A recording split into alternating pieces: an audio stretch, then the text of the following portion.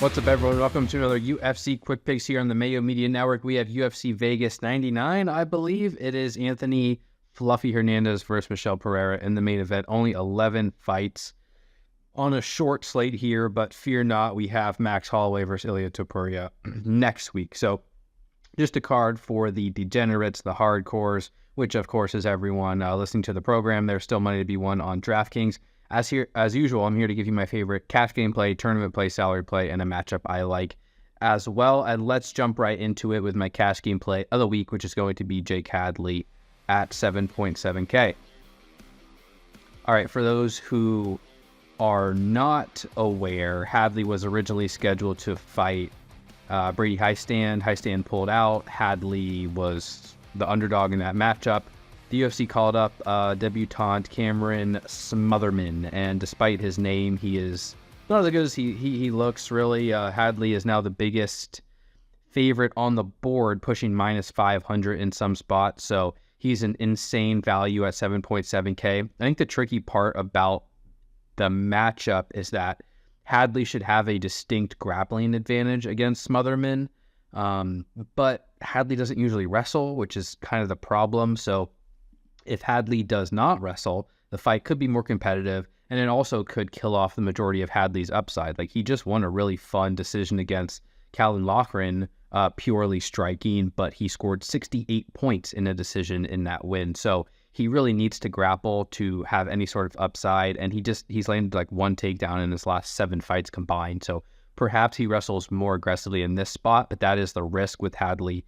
Just from a matchup standpoint, I still think he is a lock in cash games, though, at minus 500, 7.7K to win. More note the matchup part, because in tournaments, he's going to be 65% owned, and there's going to be a lot of obvious chalk on this card, the main event, Espana up top, so you should really be thinking about your constructions this week, and I think there's definitely merit to pivoting away from Hadley in spots in tournaments, but he's still an outstanding target in all formats, primarily in cash games, where he's far safer than any fighter in this range.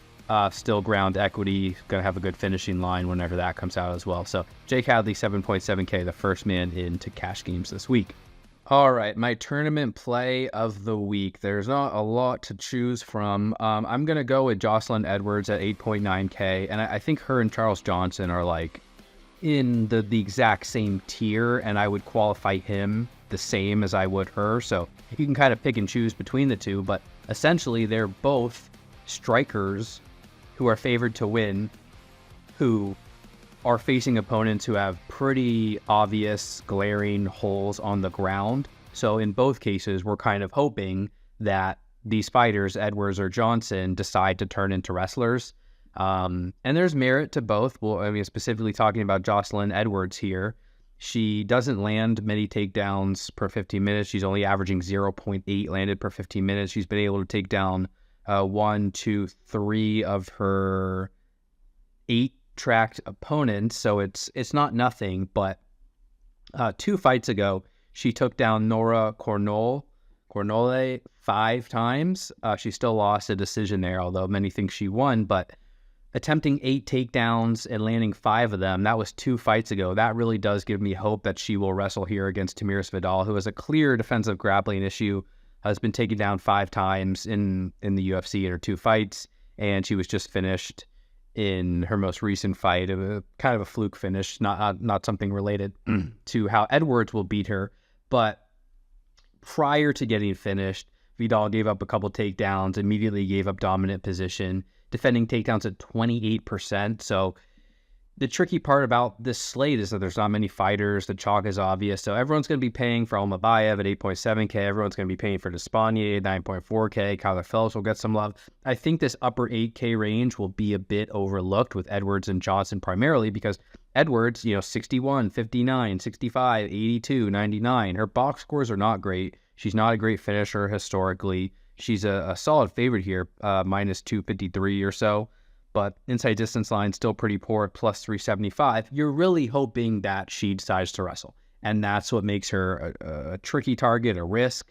But if she wrestles, not only does she have DraftKings upside, like on paper, but in this particular matchup against Vidal, who doesn't really defend takedowns, gives up dominant position, we could see Edwards theoretically dominate, exceed value at her price, and end up optimal at an under-owned percentage compared to some other fighters in this top tier. So I like her and Charles Johnson in the sense as they're going to be overlooked. They have grappling equity against opponents who have issues on the ground, and I think it's one pretty strong place to target this week to be a little bit different in tournaments. All right, next up, salary play of the week, going with Jake Hadley again. No, I'm just kidding. I am going all the way down to the bottom of the board here. Not all the way down, but pretty far down the list to Brad Katona at 7.2K. I like him a decent amount this week, especially for the savings, and especially for floor purposes against Gian Matsumoto, who's like a better prospect, is undefeated. But this fight should take place at a pretty high pace. And while it's fine to favor Matsumoto for like firepower and just, yeah, I guess firepower is the primary upside that Matsumoto has, Katona's very experienced. Katona can fight at a high pace. He lands takedowns at a pretty good rate, 1.71 per 15 minutes. He lands 4.69 significant strikes per minute. He's gotten into wars lately. He landed 160 significant strikes against Cody Gibson. And Matsumoto, while Matsumoto is good, like, he absorbs offense too. On the Contender Series, he gave up 99 significant strikes and 2 takedowns. And in his UFC debut, he gave up 14 strikes and 9 takedowns in less than 2 rounds. So in both instances, he's allowed 55 plus DraftKings points to his opponent. And on this slate, like, if you need to pay down, Nicolau's low volume and sort of finish dependent. Sumadairaji's probably going to be low volume and will need a knockout. Vidal is low-level women's MMA. Rob Font, Austin Lane, Smotherman are all big dogs. Katona is definitely the underdog here, but he's cheap enough that he makes a lot of constructions work. The fight itself is quite likely to go the distance at minus 300. So if we're getting 15 minutes out of Brad Katona, he could definitely land a bunch of strikes. He could mix in a few takedowns. Katona has really good wins. Katona has wins over Kyler Phillips and Bryce Mitchell, just for reference. And I could see him fighting competitively. Maybe even if he loses, he could still put up 40 plus points in a loss. So I like Katona for his floor. I think he can fight competitively, and he provides a lot of salary relief. So he's definitely someone on my radar when I need to pay down this week. And finally, my matchup of the week, I am going with Daniel Pineda versus Darren Elkins in the mid-range there. It's near 50-50 the last I checked. Minus 109 for Elkins now. Pineda minus 105. Pineda's 8.2K. Elkins 8K. So possible Elkins ends up a little bit more popular there. I think this is a fantastic fight for DraftKings purposes. Pineda is like 39 years old, and he's fought 44 times professionally. Never won a decision. All of his wins are inside the distance. And a lot of his losses are inside the distance too, but he's primarily an early finisher. He slows down. He's at least been to decision a couple times in a row, but he lost them both to Caceres and Nathaniel Wood. And Darren Elkins just projects to have a huge like cardio and grinding edge over him in the latter half of the fight, where Elkins is up there in age himself. He takes a ton of damage. That's his nickname, The Damage. And it's very uncomfortable to watch, but he fights hard, and he will fight hard for 15 minutes. And definitely feels like if he can survive the early rounds, Elkins will come on pretty strong in the latter half of the fight and grind Pineda down. Elkins' last wins on DraftKings, 111, 117, 122, 124. I mean, the guy just bleeds upside, and he makes for a really, really strong target. Pineda, on the other hand, more early finishing dependent, but that's still viable against Elkins, who gets hit badly, who gets cut up easily. Pineda has submission grappling upside as well. So, and Pineda's near 50% to win implied in this fight. So Pineda has a strong inside the distance line, plus 145, Elkins plus 200.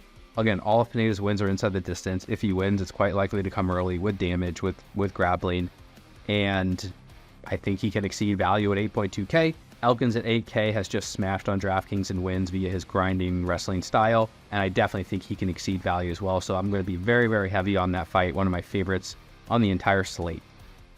All right, and that's going to do it for this week's UFC Quick Picks. Thank you so much for the support. You can follow me on Twitter, Appley, TTPP, establishtheRun.com for all your DraftKings breakdowns needs.